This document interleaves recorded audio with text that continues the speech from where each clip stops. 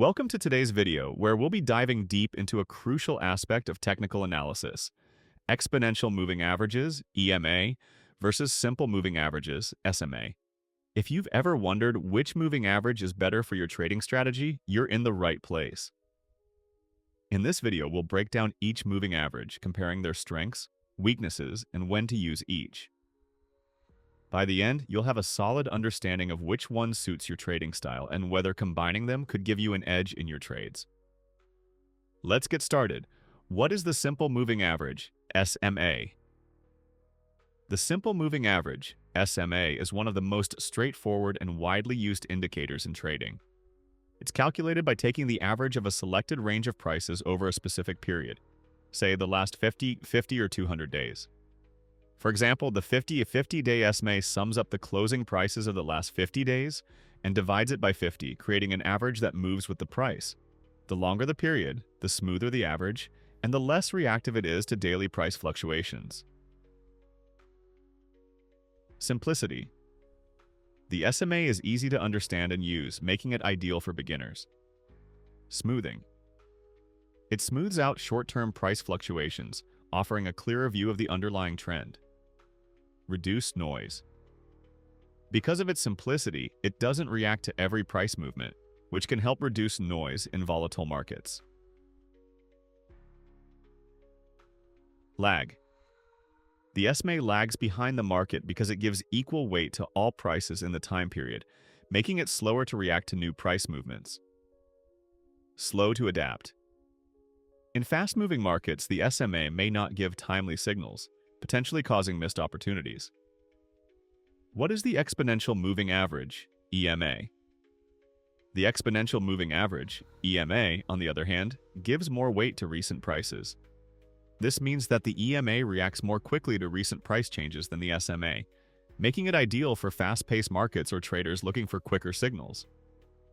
The calculation for EMA is more complex because it uses a weighting multiplier that emphasizes the most recent prices.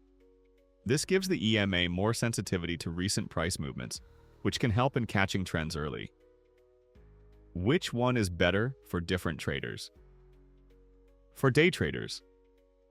Day traders who are looking to capture short-term price movements generally find that the EMA works better.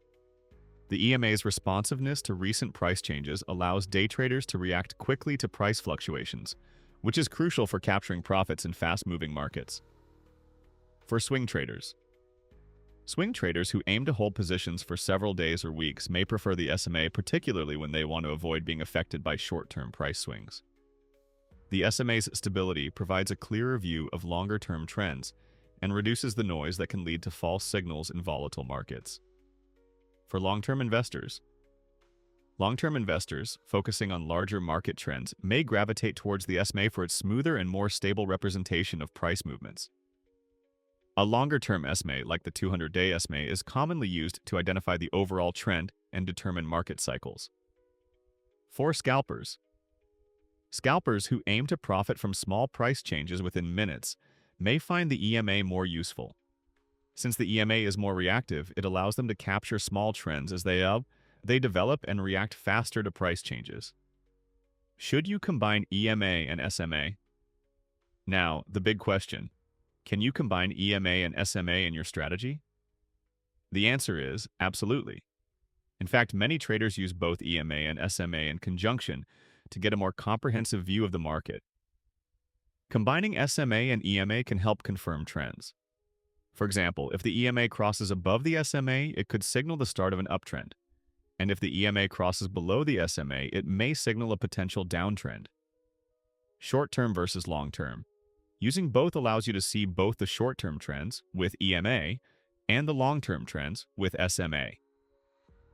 This combination gives traders a fuller picture of market dynamics. Conclusion. So, which one is better, EMA or SMA?